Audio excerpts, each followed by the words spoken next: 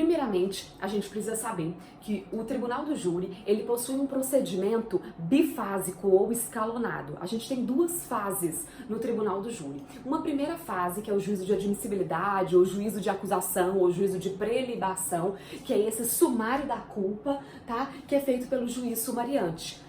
Perante o juiz sumariante. E o segundo, que é um juízo de acusação. Ok, pessoal? Então nós vamos começar aqui, ver primeiramente essa primeira fase, esse juízo de admissibilidade no tribunal do júri. Então, primeiramente, a gente tem uma peça, uma inicial acusatória, que aqui a gente pode ter tanto a denúncia, como a gente pode ter uma queixa-crime subsidiária da pública. Lembram? No caso da ação penal privada subsidiária da pública, no caso do órgão de acusação se mostrar inerte.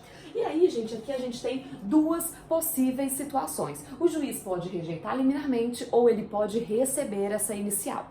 E aí, quais são os motivos que levam a essa rejeição? Essa rejeição, gente, liminar, os motivos estão lá no nosso artigo 395 do nosso Código de Processo Penal, né?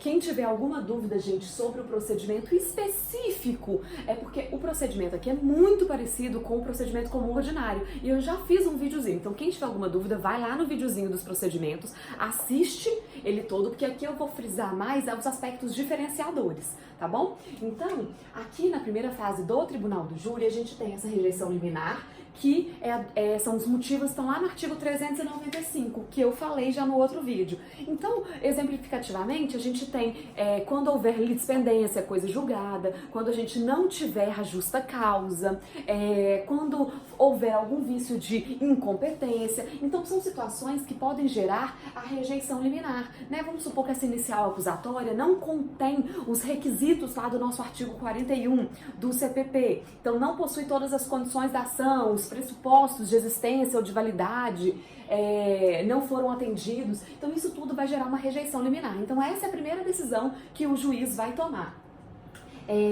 Ou então, ele vai receber a inicial. Se ele receber a inicial, gente, ele vai mandar citar o réu. E vai citar o réu pra quê? A gente também falou isso no outro vídeo. Ele manda citar o réu, gente, para o réu apresentar resposta à acusação no prazo de 10 dias. Não é pro acusado comparecer em audiência, não é pro acusado recolher preso, nada disso, gente. Ele manda citar o acusado para ele responder à acusação no prazo de 10 dias, tá? Com essa resposta à acusação, gente, no caso do procedimento do júri, tem uma especificidade que não tem lá no procedimento comum, ordinário sumário, que é a possibilidade de réplica. Caso haja alegação de alguma preliminar, de alguma defesa de mérito indireta, aí a gente tem a possibilidade da réplica no prazo de 5 dias, ok? E depois dessa réplica, a gente tem o despacho saneador.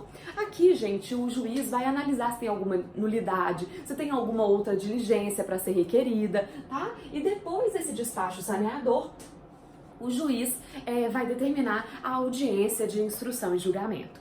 Gente, algumas pessoas, se estão analisando a aula comparando com o procedimento comum ordinário, né, a gente vê uma diferença já. Aqui seria o momento em que a gente teria a possibilidade da absolvição sumária lá no procedimento comum. E não existe essa previsão aqui. E é isso mesmo, tá, gente? O procedimento do Tribunal do Júri, ele tem essa diferença em relação ao momento da absolvição sumária. Eu vou continuar explicando e vocês vão ver que existe a possibilidade da absolvição sumária, mas ela é realizada num outro momento procedimental, tá bom? E aí, aqui na audiência, gente, de instrução e julgamento, a gente vai ter uma audiência igualzinha, ela acontece lá no tribunal, lá no procedimento comum ordinário. Todas as observações que eu fiz lá valem aqui. Então, a gente vai ter a oitiva do ofendido, a gente vai ter as testemunhas sendo ouvidas, a gente tem acariações, a gente tem reconhecimento de pessoas e coisas, aí temos o interrogatório, gente, o interrogatório é o último ato da instrução. Aqui também a gente vai ter dessa mesma forma. A quantidade de testemunhas, né, a gente viu, lá no procedimento comum ordinário são 8 testemunhas, no procedimento comum sumário, são 5 testemunhas. Aqui na primeira fase do tribunal do júri, nós temos 8 testemunhas também, tá bom, pessoal? Aqui a gente tem possibilidade de ter 8 testemunhas, tá? E é diferente, gente, da segunda fase do tribunal do júri. Lá na segunda fase são apenas 5 testemunhas, tá? Não esqueçam disso. E aí, gente, depois, de todas as oitivas, nós temos as razões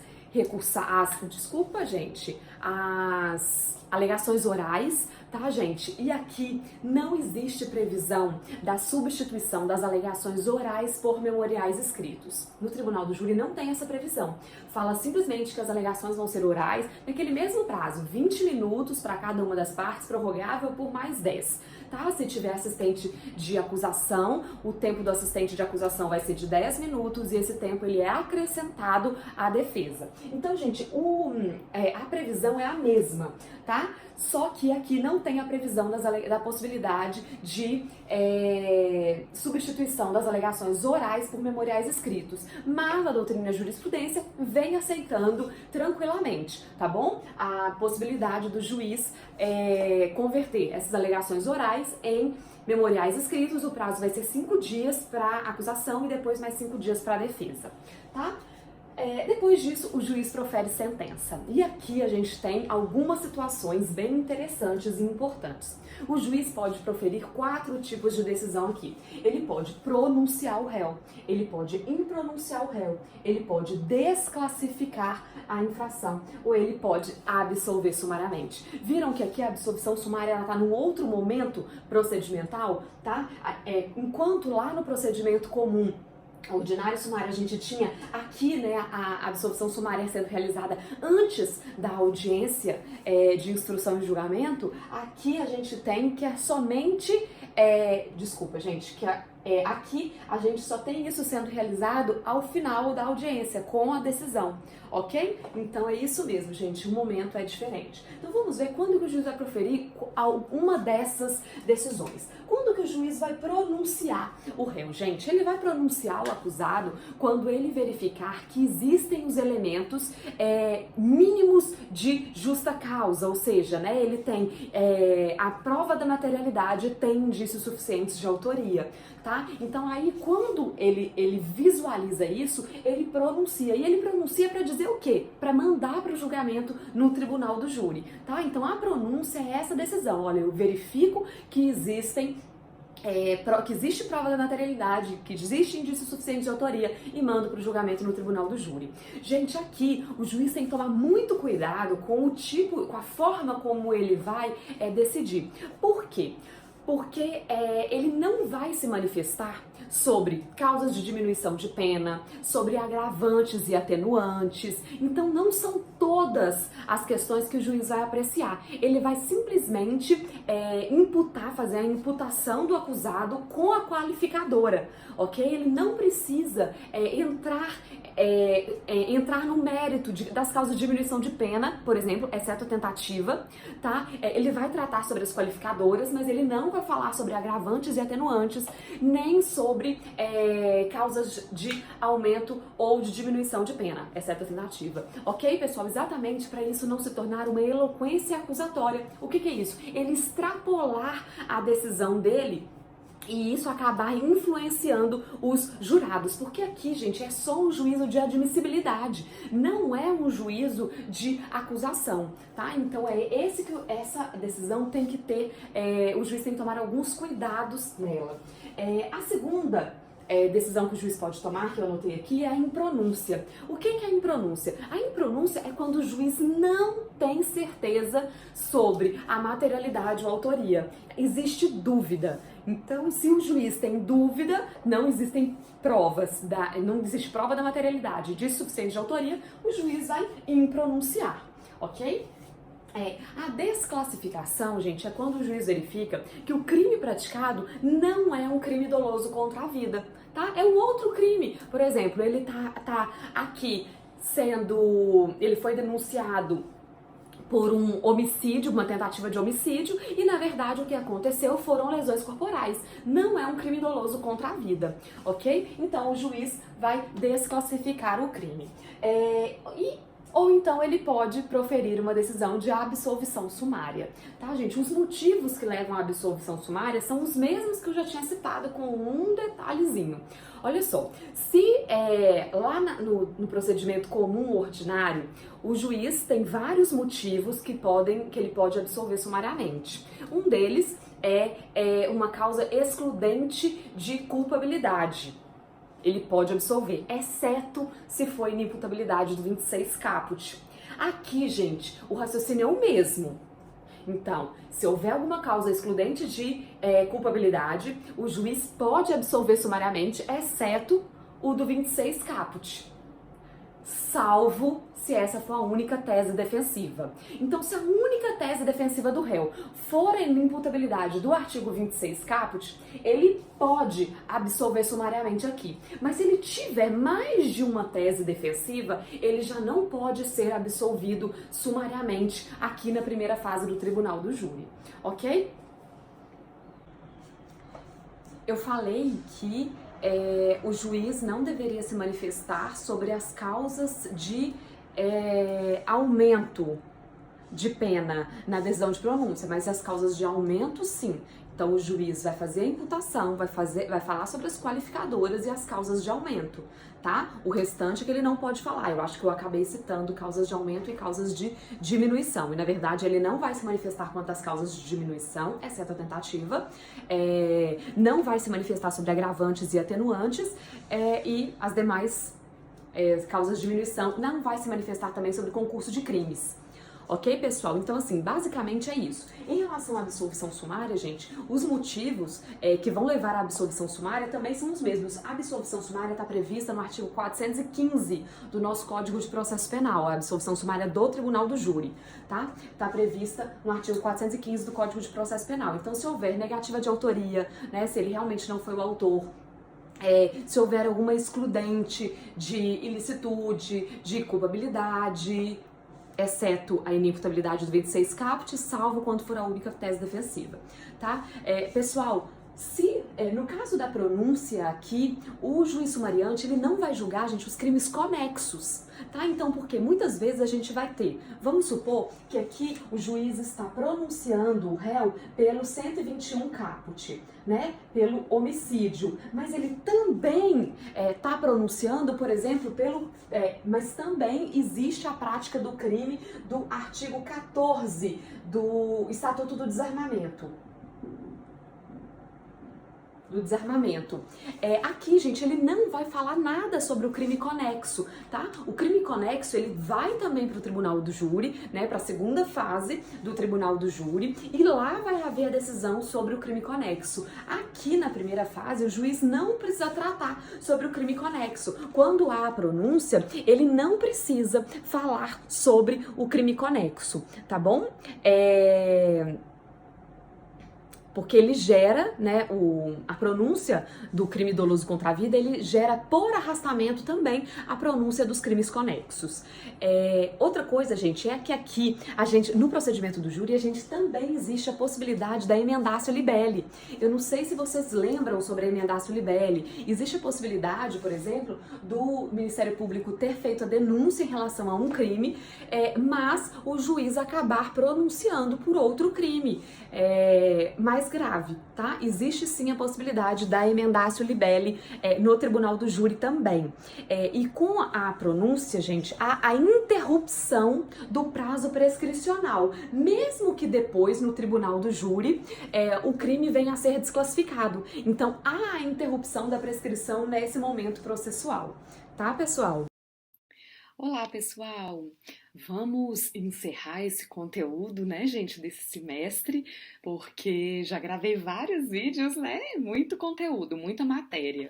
Então vamos lá, gente, esse é o último vídeo, tá? Sobre o conteúdo desse semestre, que é sobre o procedimento do Tribunal do Júri. Aí a primeira parte da aula foi sobre o rito da primeira fase do Tribunal do Júri. Agora a gente vai ver esse rito dessa segunda fase do Tribunal do Júri, que também é chamado de juízo da causa ou judicium causa. Gente, aqui que vai ser analisado o mérito. É nesse juízo em que vai ocorrer o julgamento efetivo do acusado. O mérito da causa vai ser analisado nesse momento, tá, gente? Então vamos lá. Esse juízo da causa, esse juízo causa que vai acontecer lá perante o juiz presidente, gente, qual que é o objetivo? É o julgamento do mérito. O julgamento do mérito do processo. E ele inicia-se com a preclusão da decisão de pronúncia. O que é a preclusão da decisão de pronúncia, gente? É quando não existe mais recurso possível de ser impetrado e ocorreu o trânsito em julgado da decisão de pronúncia. Ok? Então, após ocorrer o trânsito em julgado da decisão de pronúncia, inicia-se essa segunda fase perante o juiz presidente. E aí, isso enseja a preparação do processo para julgamento em plenário. Lembrar, gente, a primeira fase do tribunal do júri, ela ocorre diante do juiz sumariante. Essa segunda fase acontece perante o juiz presidente. Nós vimos quem que compõe, né, o tribunal do júri. O tribunal do júri ele é composto por 26 membros, sendo 25 jurados e um juiz presidente. Gente, o julgamento tem que acontecer no prazo de 6 meses, tá? Sob pena de indeferimento. 6 meses de quando? 6 meses da preclusão da decisão de pronúncia. Então, de 6 meses após o trânsito em julgado da decisão de pronúncia, deve acontecer o julgamento perante o tribunal do júri. No caso de não acontecer, aí vai ser possível o desaforamento.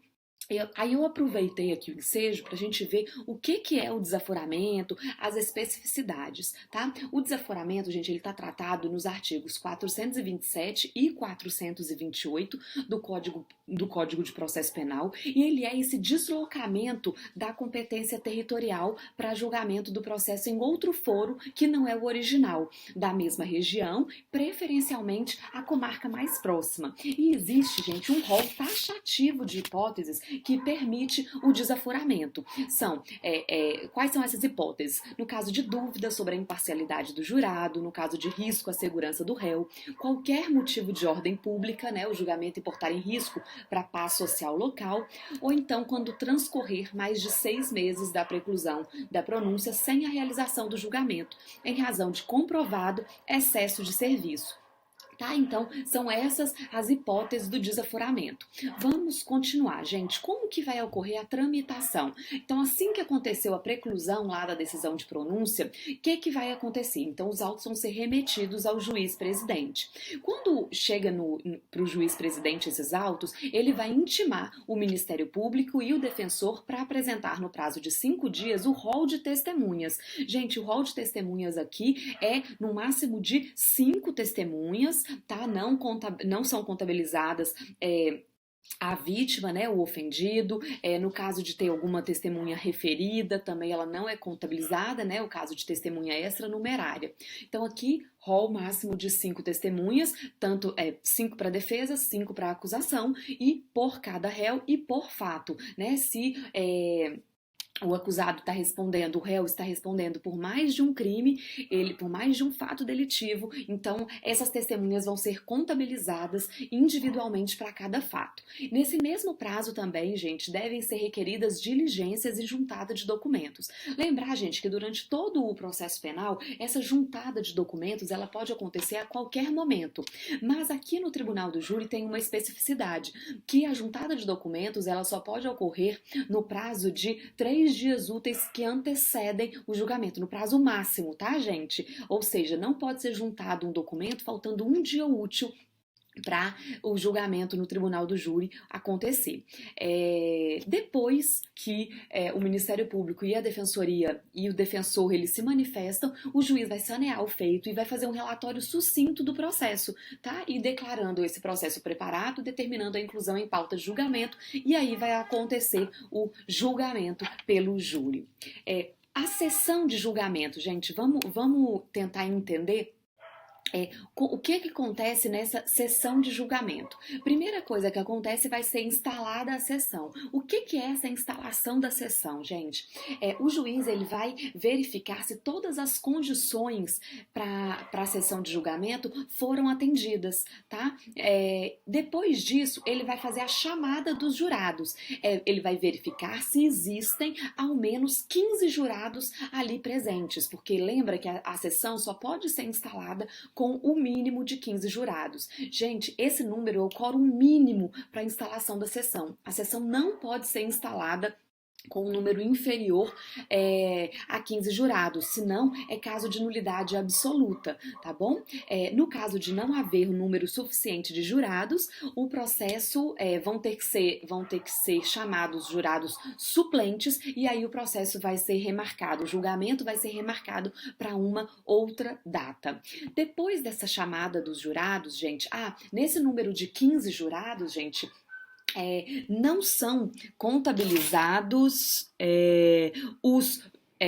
são contabilizados os jurados suspeitos, os impedidos e os incompatíveis, tá? Então, nesse número de 15 jurados, pode ter ali jurado incompatível, jurado suspeito, não tem problema, porque esse número é apenas para instalar a sessão, não é para o julgamento. Depois dessa chamada dos jurados, vai haver o anúncio do julgamento. O juiz vai declarar que o processo está em ordem e que existe um número mínimo de jurados, e aí ele vai dar início ao julgamento. Aí a gente vai ter a formação do conselho de sentença. A formação do conselho de sentença ela se dá em 3 fases. A advertência dos jurados, o sorteio dos jurados e depois o compromisso dos jurados. Então, a advertência aos jurados é quanto a duas situações. Uma é quanto às incompatibilidades, ou seja, não pode haver marido e mulher servindo no mesmo conselho de sentença, não pode haver genro e nora, sogro e sogra, tá? Além disso, o jurado não pode ter funcionado no julgamento do mesmo processo, ele não pode ter funcionado no mesmo processo. Vamos supor que esse processo foi desmembrado. Ele não pode ter participado do julgamento do outro acusado, por exemplo, ou do mesmo processo que foi desmembrado, ok? Então essa é a primeira advertência que é feita aos jurados, é quanto à incompatibilidade e também, gente, é feita a advertência quanto à incomunicabilidade. A incomunicabilidade, gente, é a impossibilidade dos jurados se comunicarem em relação à causa. Tá? Então os jurados eles não podem emitir opinião sobre a causa, eles não podem conversar sobre a causa, mas quer dizer que eles não podem conversar sobre nada? Não, eles podem conversar sobre outros assuntos, eles não podem conversar sobre a causa, tá bom? Então, depois que é feita essa advertência, a gente vai ter o sorteio dos jurados, tá? O sorteio, gente, a gente precisa de 7 jurados para compor o conselho de sentença para julgar o réu. Então, esses jurados, gente, eles vão ser sorteados e à medida que eles vão sendo sorteados, a acusação e a defesa, elas podem recusar. Minha voz tá falhando. Elas podem recusar alguns jurados. E aí a gente tem a diferença entre recusa peremptória e recusa motivada. A recusa peremptória, gente, é aquela recusa que a parte ela pode recusar sem motivação alguma, tá? Ela é limitada a 3 jurados, tá? Então, cada parte ela pode recusar de forma imotivada 3 jurados. A recusa motivada, ou seja, há um motivo de incompatibilidade, há uma suspeição, então essa recusa motivada ela não tem limite, então pode haver quantas recusas motivadas forem necessárias, tá? O estouro de urna, gente, ele acontece quando, diante dessas recusas, né, das recusas peremptórias e das recusas motivadas, não consegue chegar ao número mínimo de 7 jurados, tá? Então, se não conseguiu chegar a esse número mínimo de 7 jurados, vão precisar ser nomeados jurados suplentes e aí o julgamento vai ter que ser remarcado para uma outra data, tá? Então, depois desse sorteio dos jurados, ali foram sorteados os 7, conseguiu-se atingir os 7, esses jurados eles vão prestar compromisso. Tá? Eles prestaram compromisso e aí a gente vai ter início à instrução. Gente, a instrução lá na sessão de julgamento do Tribunal do Júri, ela é muito parecida com o rito comum, tá? Então vocês vão reparar que é praticamente tudo idêntico. Primeiro vai ter a oitiva do ofendido e das testemunhas de acusação, tá? Aí aqui, gente, aqui a gente tem essa pequena diferença. No rito comum, a gente tem, no caso das testemunhas, primeiro as perguntas são feitas pela parte que rolou, depois pela parte contrária e depois pelo juiz. Já no tribunal do júri, né, no julgamento pelo tribunal do júri, a ordem dos testemunhos, ela é diferente. As perguntas elas vão ser feitas primeiramente pelo juiz, tá? Depois pelo Ministério Público e depois vai haver o esclarecimento que os jurados acharem necessário. Esse esclarecimento, gente, dos jurados, ele é feito observando o sistema presidencialista. Olha, então vamos por partes. Oitiva do ofendido. A primeira coisa é igualzinho o rito comum, tá, gente? Oitiva do ofendido. Como que é a ordem? Igual o rito comum. Primeiro o juiz pergunta, depois a acusação pergunta e depois a defesa pergunta, tá? É a mesma coisa em relação ao rito comum, as perguntas são feitas diretamente, tá bom? Ao ofendido, à vítima. Depois a gente tem as testemunhas de acusação. Até aí tá igual o rito comum, tá? Só que aí aqui a gente tem a primeira diferença. No rito comum, as testemunhas de acusação, quando elas são ouvidas, elas são primeiro vai ter a testemunha sendo questionada, sendo perguntada pelo Ministério Público, né, pelo órgão acusador, depois pela defesa e por último pelo juiz. E aqui não vige o sistema presidencialista, né, no rito comum. Ou seja, as perguntas são feitas diretamente às testemunhas. A diferença, então, no Tribunal do Júri, como que funciona? No Tribunal do Júri, gente, primeiro as perguntas vão ser feitas pelo juiz, depois pela acusação. Isso as testemunhas de acusação. Aí primeiro o juiz, depois a acusação, depois vai ter o esclarecimento dos peritos. E aí, gente, as perguntas feitas pela acusação, elas não precisam seguir o sistema presidencialista, né? Vai ser igualzinho o rito comum, vai ser feito diretamente, as perguntas vão ser feitas diretamente para as testemunhas. Acontece que depois a gente vai ter o esclarecimento dos peritos. Então, quando houver o esclarecimento dos peritos, aí sim vai ter o sistema presidencialista, ou seja, os jurados. Desculpa, gente, eu falei esclarecimento dos peritos. Não, é esclarecimento aos jurados, né? Aí os jurados, eles vão perguntar através do sistema presidencialista, né? Ou seja, eles perguntam por intermédio do juiz. Depois, a gente tem as testemunhas arroladas pela defesa. Tá seguindo a mesma ordem do rito comum. Mas aqui, a gente também tem. Primeiro o juiz pergunta, depois a defesa e depois a acusação, ok? Depois o esclarecimento aos peritos.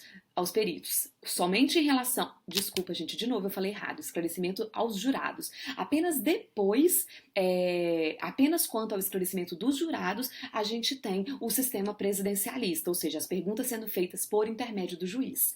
Ok, gente? Se vocês acharem que ficou confuso, me avisem que eu posto algum esclarecimento para vocês, uma ordem certinha, faço um quadro diferenciando, tá bom? Depois, gente, a gente vai ter as acariações, o reconhecimento de pessoas ou coisas, os esclarecimentos de peritos e, por último, o interrogatório do acusado. Em relação à ordem, tá vendo que foi a mesma ordem do rito comum, como acontece no rito comum. Em relação ao interrogatório do acusado, gente, aqui a gente também tem uma diferença. No rito comum, a gente tem as perguntas sendo feitas através do sistema presidencialista. Então, no rito comum, o interrogatório do acusado é feito pelo sistema presidencialista. No Tribunal do Júri, na sessão de julgamento, a gente não tem o sistema presidencialista. As partes podem fazer as perguntas diretamente ao acusado, tá? Então, finalizada a instrução, vão ser iniciados os debates. Como que funciona, gente? Os debates eles vão ser iniciados pelo órgão de acusação e depois a gente tem a defesa.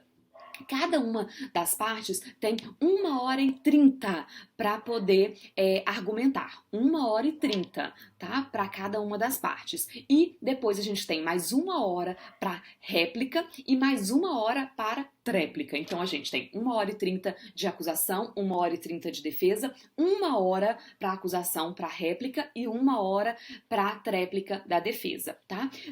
Isso, gente, no caso de haver apenas um réu. No caso de haver mais de um réu, a gente vai acrescentar a esse tempo 1 hora.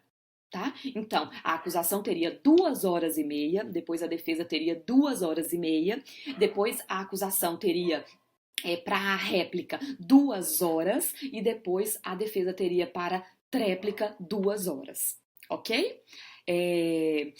Depois, terminados os debates, a gente vai ter o julgamento. Como que funciona, gente? O juiz, ele vai elaborar e vai ler os quesitos. Aí, né, assim que ele lê os quesitos, ele faz alguns esclarecimentos que ele julgar necessários aos quesitos, tá? E, inclusive, podem haver perguntas para que sejam esclarecidos esses quesitos.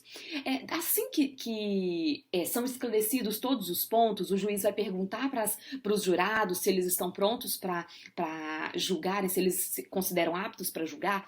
Eles vão se recolher à sala para julgamento. Gente, como eu havia explicado em algum outro vídeo que eu gravei esses dias, no caso de não haver essa sala secreta, o plenário do júri ele vai ser esvaziado para que o julgamento ocorra ali no plenário. Aí, gente, cada jurado ele vai receber 2 cédulas, uma com a palavra sim, uma com a palavra não, e ele vai começar a responder os quesitos. No próximo slide eu coloquei como que é feita a ordem de quesitação. O primeiro quesito, gente, obrigatório que tem que ser perguntado é quanto à materialidade do crime. Ok? Então, houve a materialidade, ou seja, aconteceu aquele crime. Então, esse é o primeiro quesito. Gente, os quesitos eles têm que ser elaborados em afirmações simples, diretas, tá? Eu anotei até proposições simples afirmativas, tá, gente? Então, nada de ficar colocando aquele monte de não, tá? Na hora da quesitação. Então, o primeiro quesito é quanto à materialidade. Se os jurados responderem não a esse quesito, não tem motivo para continuar a quesitação e o réu vai ser absolvido. Aí a segunda pergunta, que também é obrigatória, é quanto à autoria ou participação do réu. Gente, no caso de ser também respondida não, lembra, gente, que o julgamento ele se encerra assim que a gente tiver 4 respostas no mesmo sentido. Então, se 4 jurados, todos os jurados, gente, eles estão com uma cédula sim e uma cédula não na mão. E aí eles vão depositando essas cédulas na urna, né? A primeira resposta, a primeira urna com a cédula da resposta que ele quer dar àquele quesito e ele tem que depositar a outra cédula na outra urna, tá bom? E aí, o juiz vai começar a ler essas cédulas, né, da resposta do quesito. Então, quando tiver 4 respostas no mesmo sentido, né, 4 sim ou 4 não, naquele momento é interrompido já a votação daquele quesito, tá bom? Exatamente para não ter o veredito unânime, que é uma impossibilidade, né, uma vedação do tribunal do júri, proibição da quesitação unânime, da votação unânime, tá? Então, se em relação à autoria ou participação 4 jurados já responderam que não, o réu também vai ser absolvido. Se não há autoria ou participação, se ele não é o autor do crime nem é o partícipe, né, ele impõe-se que ele seja absolvido. Aí, gente, vem agora, se houver a resposta positiva, ou seja, a autoria e participação, aí a quesitação continua. E a terceira pergunta, gente, que é uma pergunta obrigatória, e ela vem, inclusive, com um texto expresso no nosso Código de Processo Penal. O quesito é um quesito absolutório obrigatório, que diz: o jurado absolve o acusado, e aí absolve todas as teses utilizadas, todas as teses absolutórias utilizadas, tá? Não interessa qual que é o tipo de tese que foi utilizada. Todas as teses vão ser abarcadas aqui. É simplesmente se o jurado absolve o acusado, independente do motivo pelo qual ele vai ser absolvido. Então, esse quesito absolutório do número 3 aí, que é o jurado absolve o acusado, ele absorve todas as teses absolutórias, e se os jurados responderem que sim, né, o jurado absolve o acusado sim, se 4 jurados responderem nesse sentido, obrigatoriamente o acusado, o réu, será absolvido. A quesitação ela só vai continuar se a resposta a esse quesito número 3 for negativa, tá? E aí, após essa pergunta, né, esse quesito, as próximas perguntas vão ser no sentido de causas de diminuição de pena alegadas pela defesa. Tá? Primeiro vão ser quesitadas, gente, as causas de diminuição alegadas pela defesa, tanto privilégio como semi-imputabilidade. Não pode ser invertida essa ordem, tá, gente? Sob pena de nulidade. Gente, e tanto as teses absolutórias como as causas de diminuição de pena, qualquer um desses argumentos utilizados pelo réu durante o seu interrogatório, ainda que não utilizada pela defesa técnica nos debates, ela deve também ser quesitada. Então, se o réu alegou fez uma tese absolutória, né, alegou a sua absolvição, independente da forma como isso foi feito, como a alegação de qualquer causa de diminuição de pena, ou privilégio, ou uma semi-imputabilidade, deve ser quesitada ao jurado, ainda que a defesa não tenha se valido disso nos debates, tá bom? E por último, vão ser quesitadas as qualificadoras e causas de aumento de pena, né? Reconhecidas na pronúncia ou em decisões que confirmaram a pronúncia. Gente, lembrar que a limitação ocorre na pronúncia e nas decisões que confirmam a pronúncia. Gente, quanto às agravantes e atenuantes, elas não são quesitadas aos jurados, tá? Como elas têm um viés mais técnico, o juiz presidente que valora as agravantes e atenuantes na hora de proferir a sentença. Isso não vai ser quesitado aos jurados. Então, após toda a quesitação, o juiz presidente encerra a votação, dissolve o conselho de sentença e aí ele vai proferir a sentença nos exatos termos quesitados aos jurados. Da forma como os jurados decidiram, o juiz presidente vai proferir a sentença. Ok, pessoal? Olha, com esse vídeo a gente encerra totalmente o conteúdo, todo o conteúdo do semestre, né, de processo penal da faculdade Faceng, sexto e sétimo períodos. A gente encerra também os conteúdos do trabalho e da prova, ok? Que vão ser aplicados a vocês.